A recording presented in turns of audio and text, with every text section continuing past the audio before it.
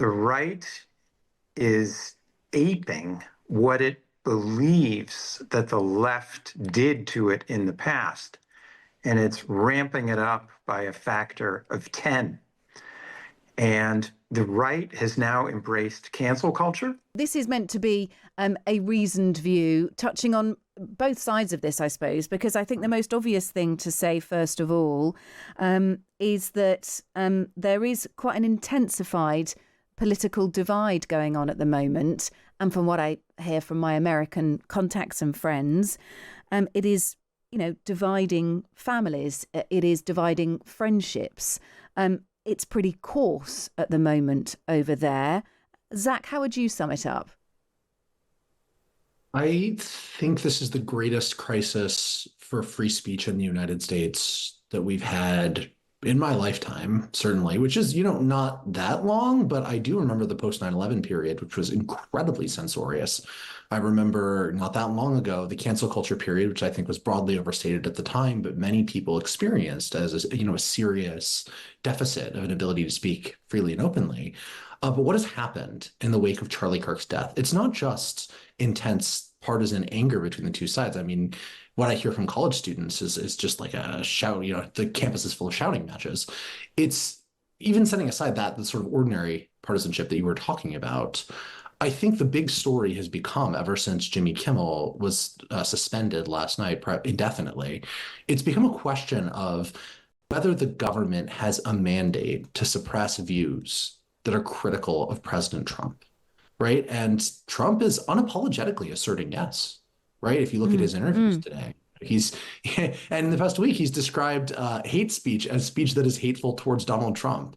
It's like a Michael Scott bit in the U.S. office, right, where he says that's hate speech. Someone tells him it's not hate speech, and he says, "Well, I hated it." Well, that's the way the president of the United States is acting right now. And it is, I joke because I've spent all day being incredibly upset about this professionally. I've witnessed the rise of authoritarianism in countries up front. I've talked to people, I've spoken to activists and journalists about what it was like when it was happening. It was exactly like this. Jacob, let's come to you and ask whether, look, I suppose the danger is that fear starts to surface. We start using historical comparisons, and there are plenty in the United States. If we talk about kind of a toxic political divide, there are loads to choose from in the United States. This environment is nothing new, but it is pretty new within the modern day, I think. Is Zach, or would you accuse Zach of overblowing that, or do you completely agree with the seriousness of the moment you're in? I think it is serious, but it's not as bad as the United States has witnessed in the past. During World War I, Woodrow Wilson censored the mails, locked up Eugene Debs, who was a rival candidate for the presidency. During World War II, FDR imprisoned the Japanese Americans in camps in the United States. Now, these are, the worst case scenarios. The danger and the reason that we need to be concerned about what Zach is talking about is that we are sliding downwards steadily on the precipice into some sort of authoritarianism. The right is aping what it believes that the left did to it in the past, and it's ramping it up by a factor of 10. And the right has now embraced cancel culture. Donald Trump was crowing today in Great Britain as he left Great Britain that Jimmy Kimmel that the cancellation, in his words, had taken place.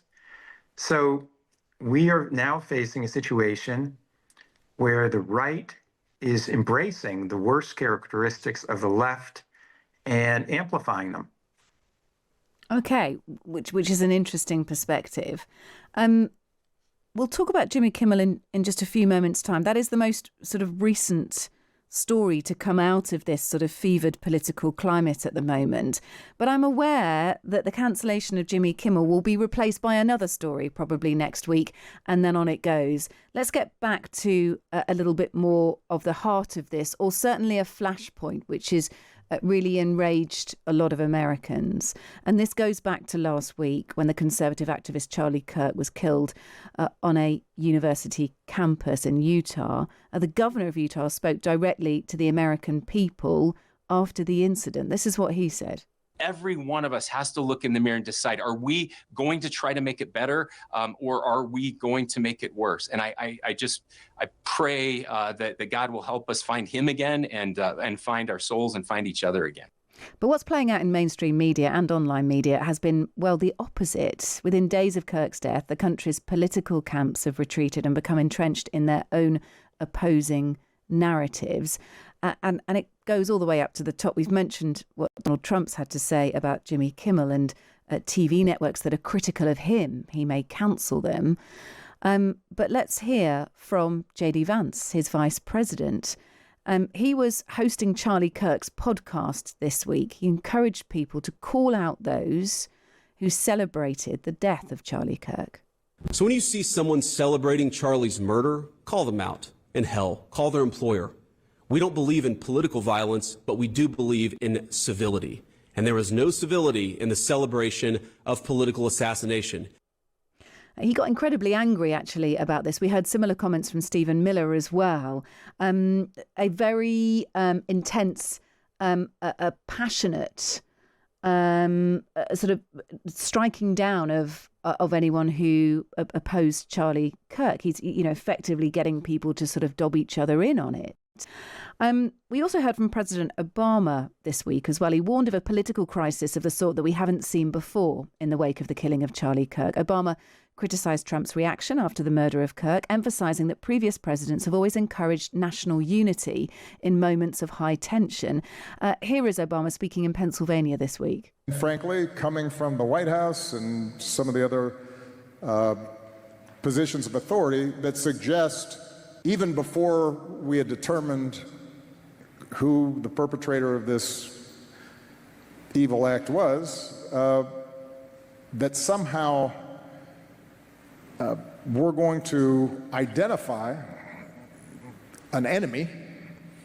We're going to suggest that somehow that enemy was at fault, and we are then going to use that as a rationale for trying to silence discussion around who we are as a country and what direction we should go. And that's a mistake as well. So no matter how reasonably you talk about this, and I think Obama was more measured in what he had to say compared to the passion and the upset and the grief that you could hear from J.D. Vance. Each is entitled to their own opinion on it. What it does is it inflames people. Zach, how easy is it to hold a conversation with someone who doesn't align with your political beliefs? I mean, it depends. Right. It just depends. Right. I had a conversation with a conservative I know this morning where we exchanged very reasonable disagreement about the nature of speech censorship in this country in the wake of Jimmy Kimmel. And it worked out very well because we'd known each other for a long time. It's totally fine. The question is, I think, better put as is it possible to communicate with people who share fundamentally divergent narratives about what is happening right now and that position the other side not just as somebody you disagree with, but as an enemy? And I think that that's not in Obama's speech, right? Like, this is not a symmetrical thing, I don't think, in the mainstream parties, right? Everyone in the Democratic Party, anyone of any note, has condemned what happened to Charlie Kirk. And there is, even at that tier, there's no group of people saying, well, I think Kirk really deserved it, or I'm sorry that he's dead, but he's awful. There are some commentators saying that, but the mainstream Democratic position has been this was an unacceptable act of political violence. Basically, everyone has said that.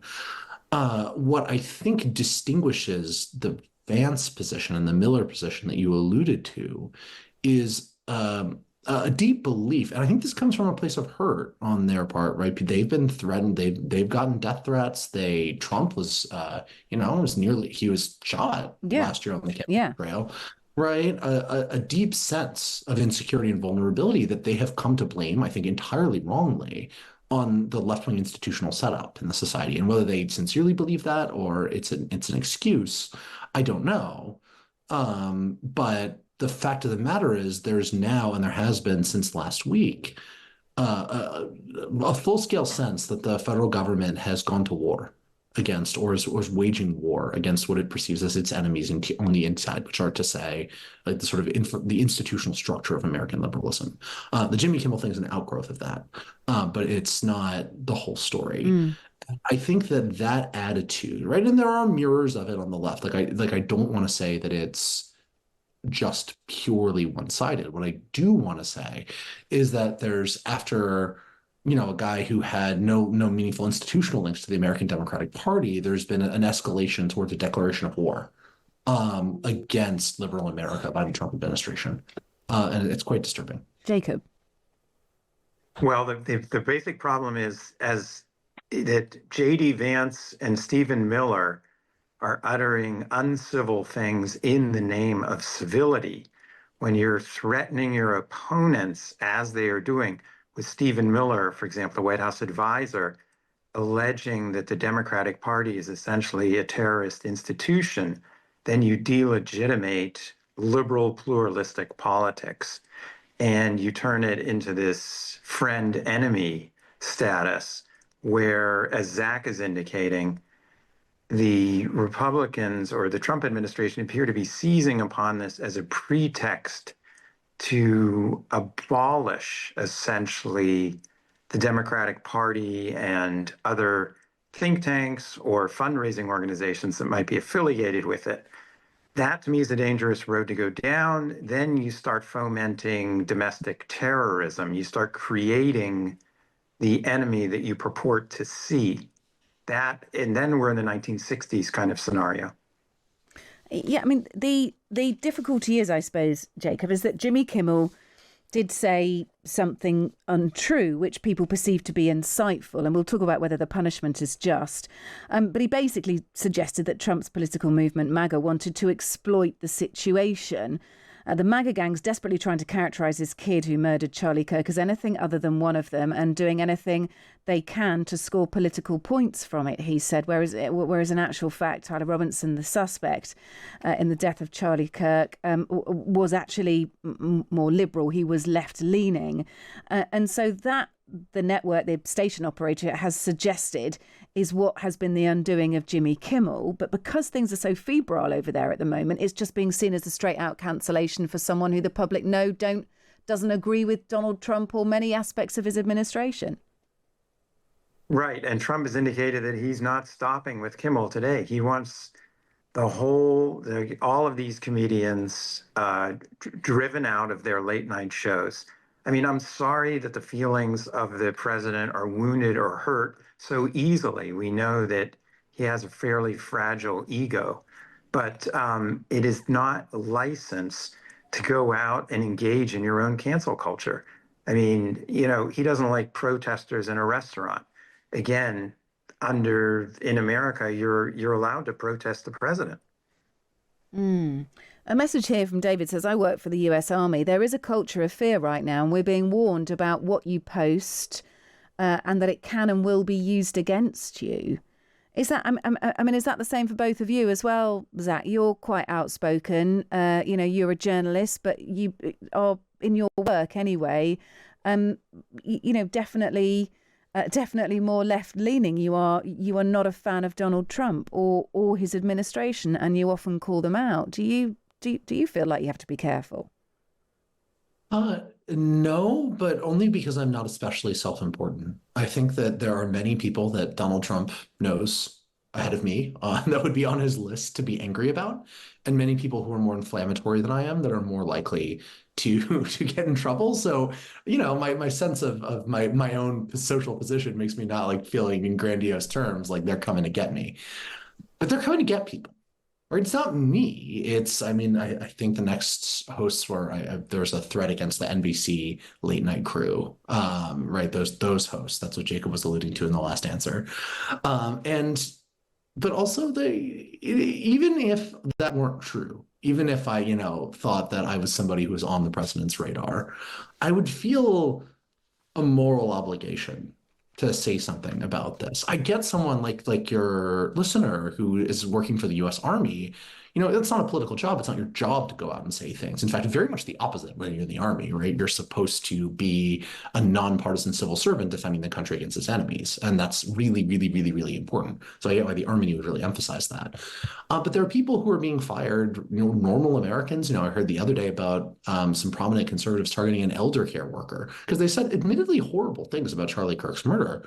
But you can't help a senior change. You can't change a bedpan because you had terrible opinions and didn't engage in violence. I mean, that seems like a deranged way to think about civil society. So if those people are getting threatened, I'm in a publication that's not afraid to stand by the words that I say. So I'm going to say them. And the country's democracy, I think, is in serious danger, and it would be wrong out of some hypothetical fear, even if it was more grounded in reality than I think it is. And look, we have a dilemma here about social media posts. It was a question referenced in the Trump-Starmer press conference today.